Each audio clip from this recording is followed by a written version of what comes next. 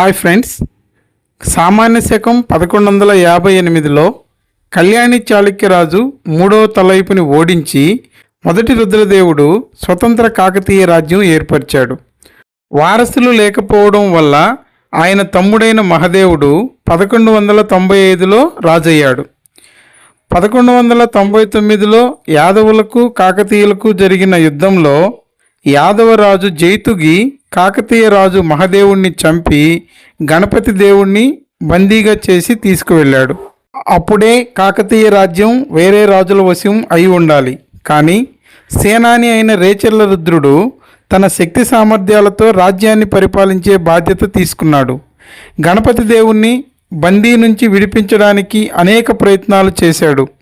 1202లో జైతుగి మరణం తరువాత రాజైన యాదవరాజు సింగనుడి ద్వారా సంధి చేసుకుని గణపతి దేవుణ్ణి విడిపించి తిరిగి రాజును చేశాడు. సామాన్య శకం 1199 నుండి 1202 వరకు గణపతి దేవుని పేరిట రాజ్యాన్ని పాలించిన గొప్ప యోధుడు రేచర్ల రుద్రుడు. అందుకే ఈయనకి కాకతీయ రాజ్య వారధేయ, కాకతీయ రాజ్య స్థాపనాచార్య అనే బిరుదునిచ్చారు గణపతి దేవుడు.